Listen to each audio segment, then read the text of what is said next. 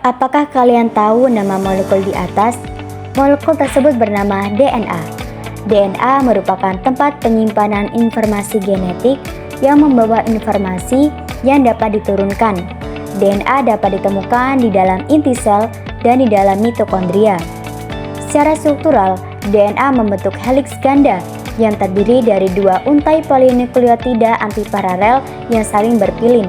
Tulang punggung heliks ini dibentuk oleh ikatan kovalen antara gugus gula deoksiribosa dan fosfat, sedangkan kedua untai disatukan oleh ikatan hidrogen yang terbentuk spesifik antara pasangan basa nitrogen seperti timin berpasangan dengan adenin dan guanin berpasangan dengan kitosin. Replikasi DNA merupakan proses penggandaan DNA sebagai materi genetik makhluk hidup. Proses ini terjadi pada fase S dalam siklus sel dan saling penting karena memastikan setiap sel anakan menerima informasi genetik yang sama dengan sel induknya. Tahap awal replikasi DNA dimulai dengan pembukaan struktur double helix oleh enzim helikase. Enzim helikase bekerja dengan menggunakan energi dari hidrolisis ATP untuk memisahkan dua untai DNA, sehingga terbentuk dua single strand DNA. Setelah DNA terbuka, untai-untai tunggal ini distabilkan oleh SSB protein atau single strand binding protein. Protein ini berfungsi mencegah DNA kembali menggulung dan menjaga agar proses replikasi dapat berlangsung dengan lancar. Pembukaan DNA ini membentuk struktur yang disebut replication fork atau garpu replikasi. Pada replication fork, kedua untai DNA memiliki arah yang berlawanan yang disebut bersifat antiparalel. Satu untai berorientasi antara 3 aksen ke 5 aksen, sedangkan untai lainnya berorientasi dari 5 aksen ke 3 aksen. Proses selanjutnya yakni diawali oleh enzim primase. Primase bertugas menyusun RNA bases untuk membentuk primer, yaitu potongan RNA pendek yang menjadi titik awal sintesis DNA. Proses ini sangat penting karena enzim DNA polimerase tidak dapat memulai replikasi tanpa adanya ujung awal. Setelah primer terbentuk, DNA polimerase mulai bekerja dengan menambahkan nukleotida baru sesuai dengan pasangan basa DNA template pada untai yang disebut leading strand. Proses sintesis DNA berlangsung secara kontinu karena arah sintesis sejalan dengan arah pembukaan DNA. Namun pada untaian lainnya yang disebut lagging strand, sintesis DNA tidak dapat berlangsung secara kontinu.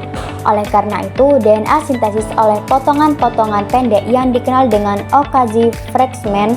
Setiap Okazi fragment selalu diawali oleh pembentukan primer baru oleh primase. Setelah seluruh Okazaki fragment terbentuk, RNA primer akan dihilangkan dan digantikan oleh DNA. Kemudian fragmen-fragmen tersebut disambungkan menjadi satu untaian DNA yang utuh. Dengan demikian, proses replikasi DNA dapat selesai secara sempurna. Keseluruhan proses ini menunjukkan bahwa replikasi DNA merupakan mekanisme yang sangat kompleks, terkoordinasi, dan struktural demi menjaga stabilan informasi genetik dalam setiap pembelahan sel. Sintesis protein diawali oleh proses transkripsi yang terjadi di dalam nukleus. Transkripsi terdiri dari 3 tahap utama, yaitu inisiasi, elongasi, dan terminasi. Pada tahap inisiasi, enzim RNA polimerase menempel pada bagian promotor gen yang terdapat pada DNA.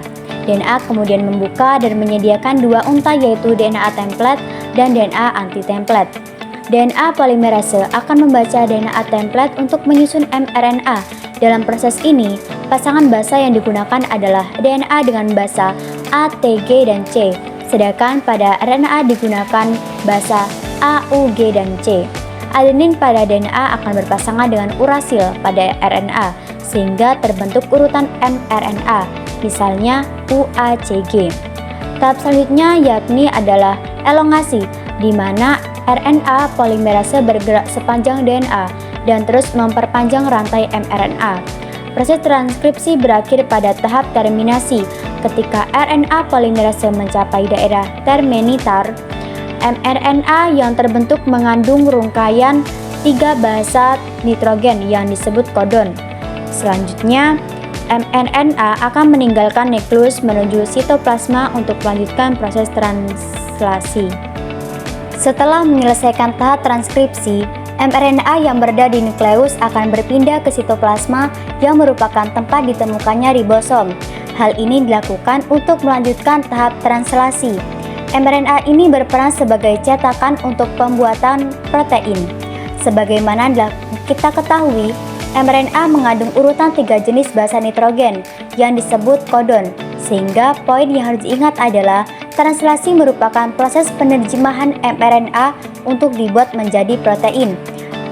Hal yang harus diingat juga dalam translasi adalah aturan memasangkan basa nitrogen. Pada translasi A pada mRNA akan berikatan dengan U pada tRNA.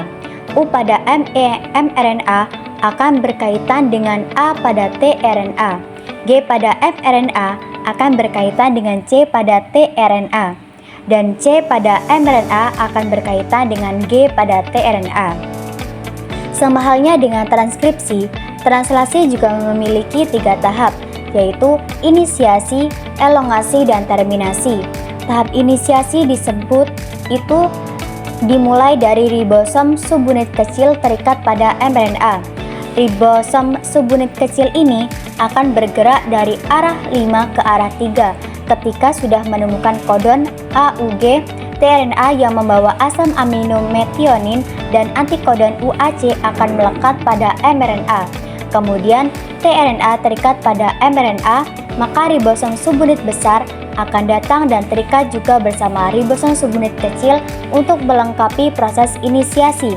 Ribosom subunit besar memiliki 3 daerah, yaitu daerah A atau aceptor site, daerah B atau peptidely site, dan daerah E yaitu exit site.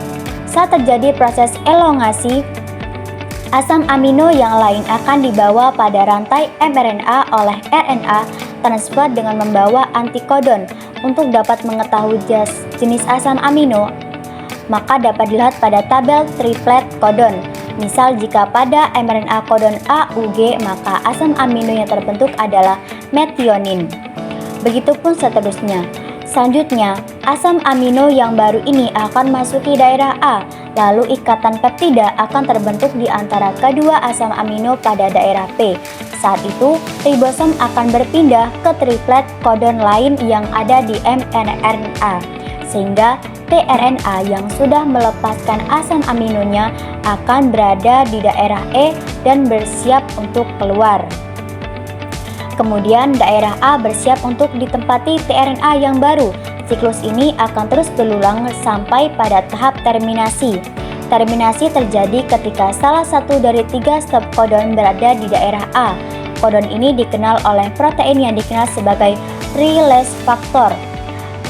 Saat release factor masuk ke daerah A, secara otomatis polipeptide akan dirilis dari ribosom, dan ribosom pun akan terpisah dan bersiap untuk melakukan translasi yang baru. Nah, polipeptide inilah yang dikenal sebagai protein.